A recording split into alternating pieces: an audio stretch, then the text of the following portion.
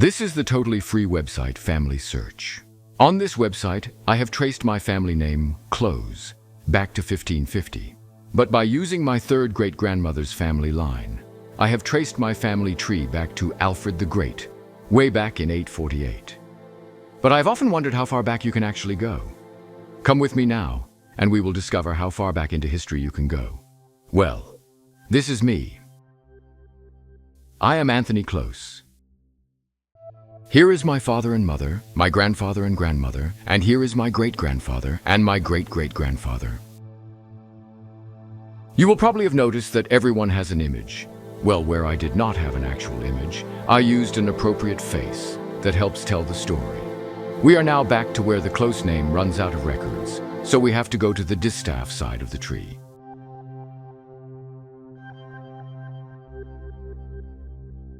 The first official British census began in 1841. Before that, only the church kept any records.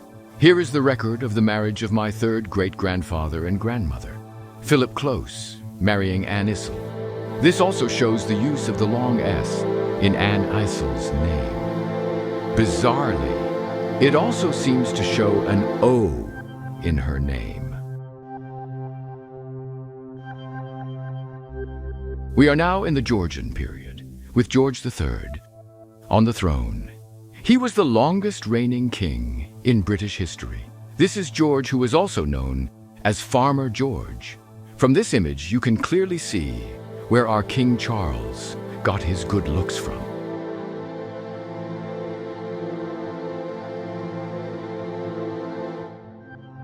Now we will click on the arrow and go further back into history. Let's see who we will find. Oh, here we have another spelling of the name Issel.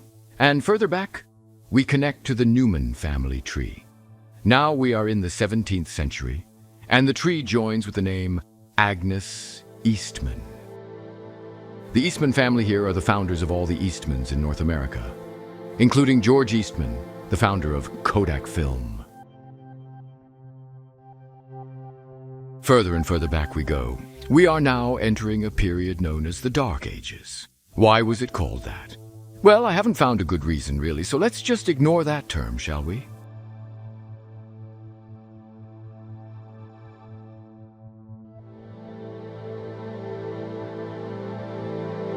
In 1347, the first major European outbreak of plague, called the Black Death, swept across Europe. Oh, this could be a reason for calling it the Dark Ages. As many as 50 million people perished, perhaps 50% of Europe's 14th century population.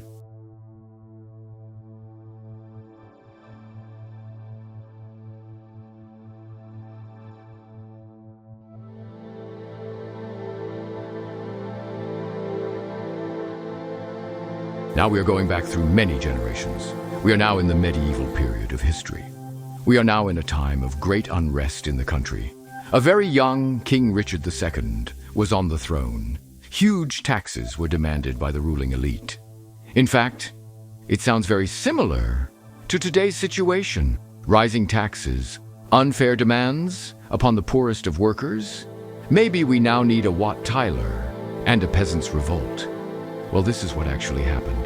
In 1381, Wat Tyler began his revolt against the ruling elite. He took his band of disgruntled peasants to London. The workers of the day were commonly known as peasants. They were treated very badly, and it was when, for the third time in 4 years, that everyone over the age of 15 had to pay 1 shilling. Perhaps not a great deal of money to a lord or a bishop, but a significant amount to the average farm laborer. And if they could not pay in cash, they could pay in kind, such as seeds, tools, etc. All of which could be vital to the survival of a farmer and his family for the coming year. Anyway, after a lot of unrest, the leaders were taken away and dealt with. History always seems to repeat itself.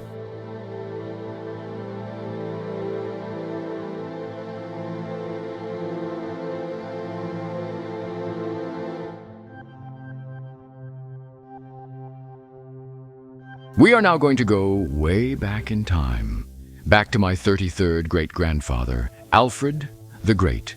He was born in 848. It is often erroneously thought that King Alfred of Wessex not only defeated the Vikings, but was the first king of England. He was, in fact, the last king of the English kingdoms. His victory over the Vikings was without doubt an astonishing achievement, but Alfred's military victories were only the beginning, since he spent 20 years winning the peace. By means of great private wealth, education, literature, and a sophisticated government, which propagated a powerful narrative of the English destiny. Alfred held the line against the Vikings, but remained what he had always been, King of Wessex. His achievements laid the foundations for his grandson Athelstan to conquer the Viking territories and declare the first kingdom of all England in 927, a generation after Alfred's death in 899, an event that was by no means inevitable. Alfred the Great was not the first king of England, but I think he was the bravest and wisest. The legacy proves this with his deeds. He built 25 forts around England, including Oxford and Hastings, and then made London a fortress safe for its people. He created seats of learning around the land and ensured that all children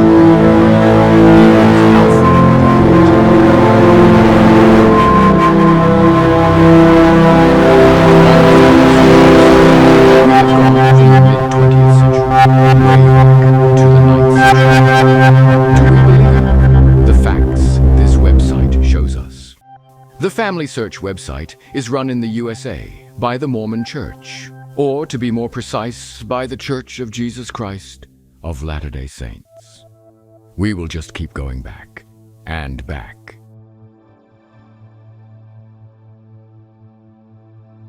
Now we have gone back this far. There are no records for the Mormon Church to consult.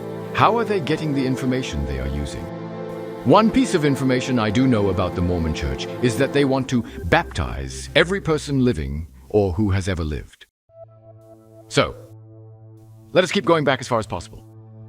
Let us see who we can find. Cerdic of Wessex, the first king of Wessex, reigning from around 519 to 534 AD. He was the leader of the Anglo-Saxon settlement in Britain and the ancestor of the kings of Wessex and the Anglo-Saxon kings of England. Queen Elizabeth II is a direct descendant of Cerdic. So we are still working from some sort of written records. That is good. Now we are going further back in time.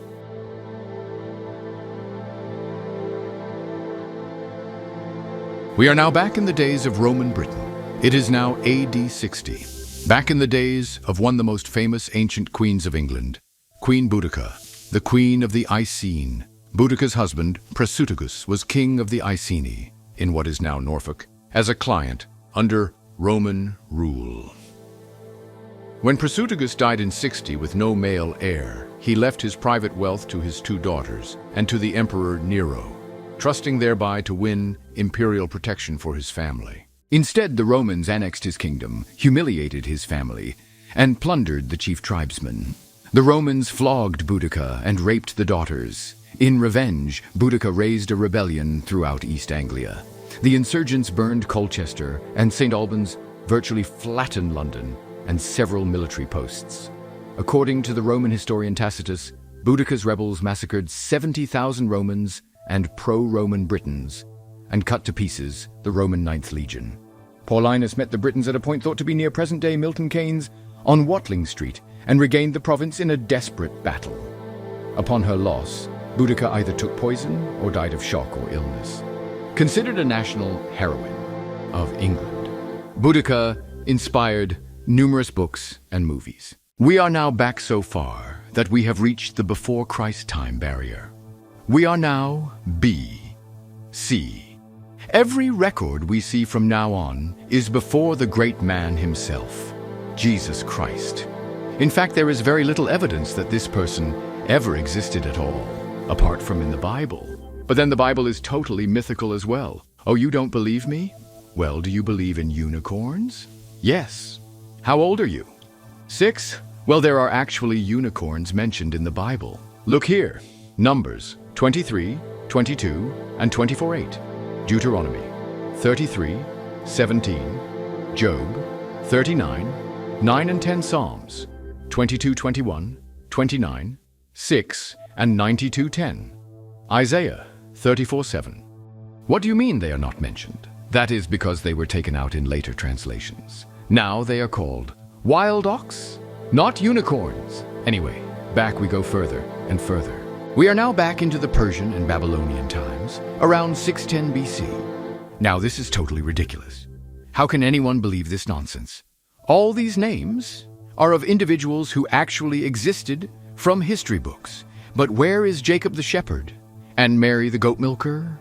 All the simple people like Shapi Kalbi the barber or Manua Pushilo the farmer? Now, who is this?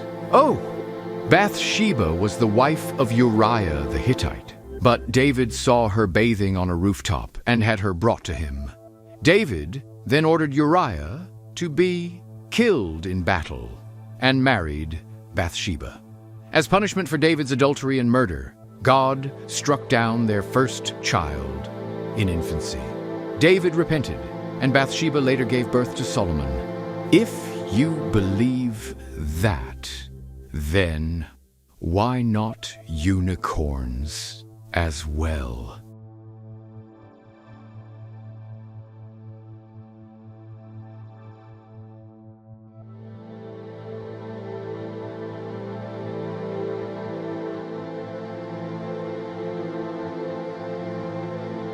The end of this tree ends here. The year is 1774 BC. That's nearly 4,000 years ago. The pyramids were built around that time. Now, many of my ancestors were actually builders. I wonder. I really do. Even the Egyptians didn't build the pyramids. So we have come to the end of our journey, back in time, using the Family Search Free website. Well, if nothing else, it was a lot of fun and very easy to use. Also, it didn't cost a penny. Try it. You have nothing to lose. Oh yes, please like and subscribe.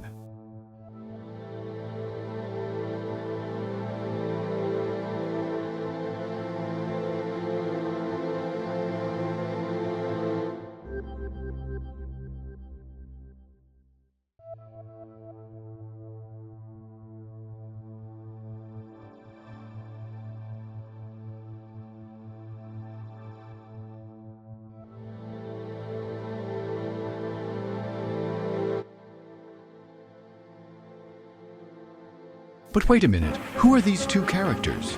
I did say that in the past, I had some relatives who were builders, but I never thought that I would ever see them in the Egyptian desert next to the pyramids.